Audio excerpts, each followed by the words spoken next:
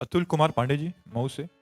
राधे राधे महाराज जी। महाराज जी, आप श्री के वचनों से ज्ञात हुआ कि साधक की शरणागति की दो अवस्थाएं होती हैं, बिल्लैया का बच्चा और बंदरिया का बच्चा। महाराज जी, बिल्लैया का बच्चा बने रहने के लिए साधक को किस रहनी से रहना चाहिए?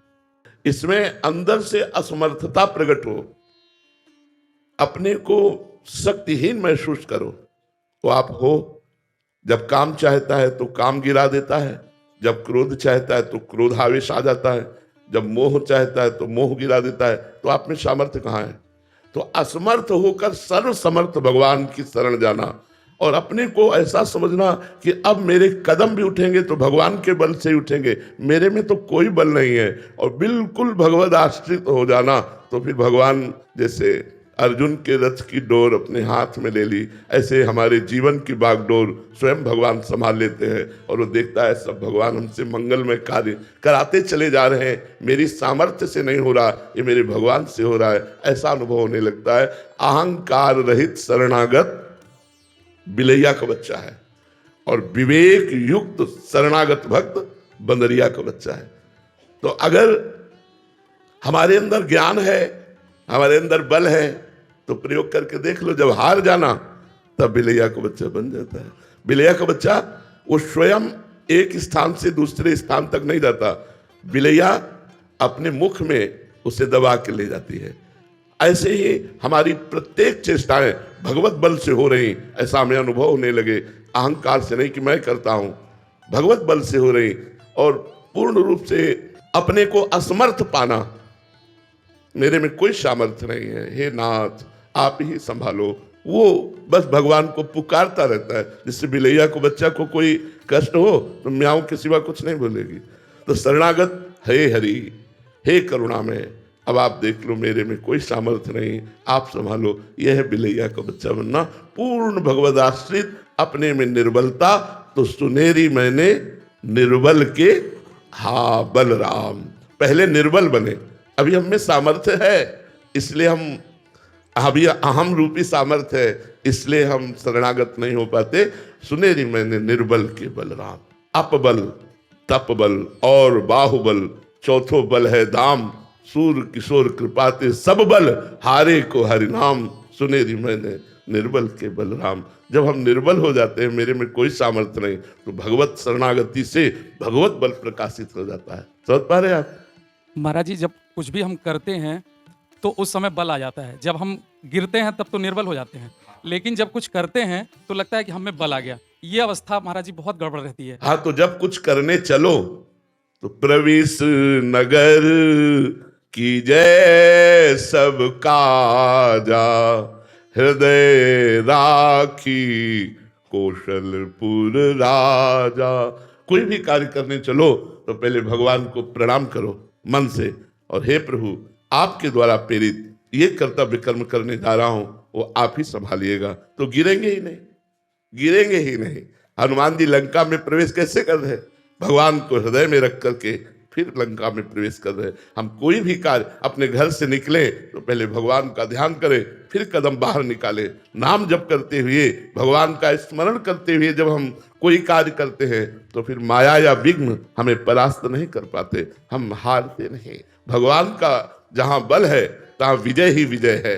इसलिए हम भगवान के चरणों का आश्रय लेकर नाम जप करते हुए जो भी कार्य करें उसमें भगवान की कृपा बल को देखते हुए करें। महाराज जी, इसमें एक संशय था कि जैसे बल होता है तो बहुत चोट पड़ने पे, या जैसे पहलवान कुश्ती लड़ रहे हैं या आपस में, तो बहुत बार प्रतिकूलता रूपी जब चोट पड़ती है, प्रभु की तरफ से प्रहार होता है, फिर भी निर्बलता आती है क्या, या समझ के आती है? देखो, भगवान देखते हैं, जैसे हम भगवान की शरण में हुए और अंदर हमारी चाह कि मैं संपूर्ण रूप से भगवान की शरण में रहूं, और अंदर हमारे बलाभिमान भी है, ज्ञान, अपनी बुद्धि का, अपने कर्तव्य कर्म को करने की क्षमता, तो भगवान आपको छूट देंगे, करो। और जब आप करके हार जाएंगे तब आपकी शरणागति होगी। जैसे भगवान साथ ही है और जरासंध से भीम को युद्ध करने के लिए प्रेरित किया, मारो इसको, मल्ल युद्ध के द्वारा इसका अंत कर दो। कई दिन तक युद्ध होता रहा। भीम वायुपुत्र, भगवान वायुदेव के पुत्र हैं, हनुमान जी के भ्राता है, तो बल में कोई कमी नहीं। और वो वरदानी जरासंध कोई साधारण नहीं, 20,000 राजाओं को तो कैद किए था भैरों की बलि देने के लिए। 20,000 राजाओं को भगवान से भीम जी ने कहा इशारे से कि प्रभु जरासंध की मार से मेरा रग रग टूट रहा है, मेरी बस नहीं कि मैं इसे मार सकूं। भगवान ने कहा प्रयास करके देखो, आप निराश मत हो।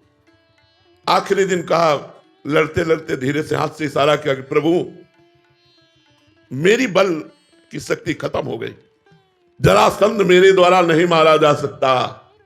भगवान ने कहा तुम्हारे द्वारा ही मरवाएंगे।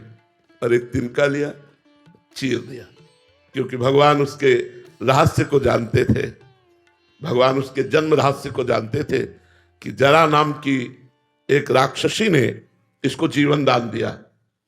इसके जो पिता थे वो राजा ही थे, उनकी कोई संतान नहीं होती थी। उन्होंने एक ऋषि को प्रसन्न किया, तो ऋषि ने एक फल दिया और कहा अपनी रानी को खिला देना, इससे संतान उत्पन्न होगी। रानियां 2 थी, उन्होंने फल दिया और कहा इसके पाने से गर्भवती हो जाओगी।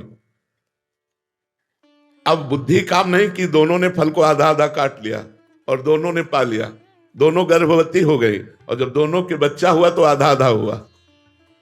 आधा आधा देख करके उनको बहुत शोक हुआ और फेंकवा दिया। जरा नाम की महान तपस्विनी थी राक्षसिन, लेकिन आकाशचारी सिद्धों की समस्त सिद्धियां और महान तपस्विनी। उसने देखा कि 2 बालक की इस तरह के 100, दूसरे का जियो जियो जियो। वो सिद्ध तपस्विनी जे ही ऐसे किया, दोनों जुड़ गए और बच्चा रोने लगा। उसको पता था, महाराज के पास गई और कहा ये आपकी संतान। उनका मेरी संतान तो मृत पैदा हुई थी अलग अलग, तो उनका मैंने जोड़ दिया,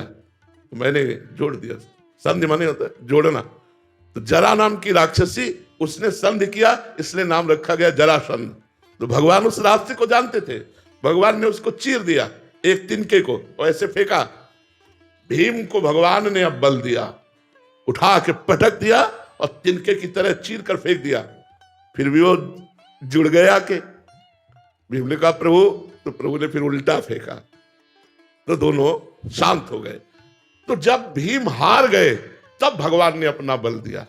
जैसे भगवान रघुनाथ जी श्री रामचंद्र जी की शरण में जब सुग्रीव जी आए तो भगवान ने कहा जाओ ललकारो जा करके। सुग्रीव ने ललकारा, बाली बहुत बलवान, भागा सुग्रीव प्राण बचा के और भगवान से कहा मेरे में बिल्कुल बल नहीं है, मार डालता वो मुझको उसके सामने मेरी सामर्थ्य। और आप कह रहे थे कि मैं रक्षा करूंगा, रक्षा क्यों नहीं किया? तो भगवान वास्तविक तो यही बात सुनने के लिए रक्षा नहीं किया कि मेरे में कोई सामर्थ्य नहीं, मैं हार चुका। भगवान ने कहा तुम दोनों भाई एक जैसे हो, इसलिए पहचान में थोड़ी चूक हो गई, इसलिए लो ये माला मेरी पहनो। मानो संपूर्ण बल भगवान ने दे दिया। अब जाके युद्ध किया, बाली थकित हो गया सुग्रीव की चोट से, क्योंकि सुग्रीव भगवत बल से बलवान हो रहा है। इतने में भगवान ने छिप करके बाण संधान किया, सीधे छाती पे लगा और रघुनाथ जी के अंतिम समय उसके दर्शन और संभाषण प्राप्त हुए। अहोभाग्य!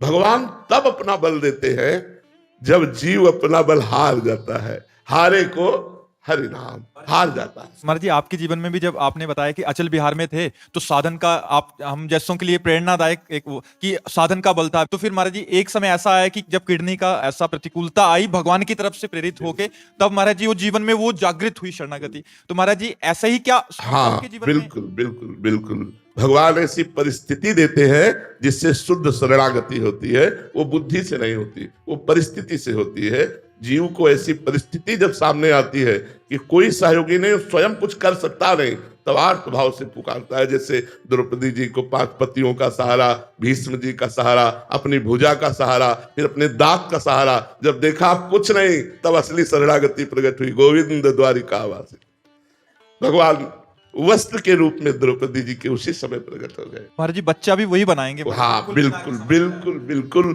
शुद्ध शरणागति भी भगवान ही हमें देंगे, भगवान ही हमें शुद्ध शरणागत बनाएंगे। हम तो केवल ऐसे हैं, ऐसे है। असमर्थ निर्बल सब वही करेंगे, सारा काम उन्हीं का है। बिल्कुल, असलियत समझ में भगवान के द्वारा ही आएगी कि मेरे में कोई सामर्थ्य नहीं।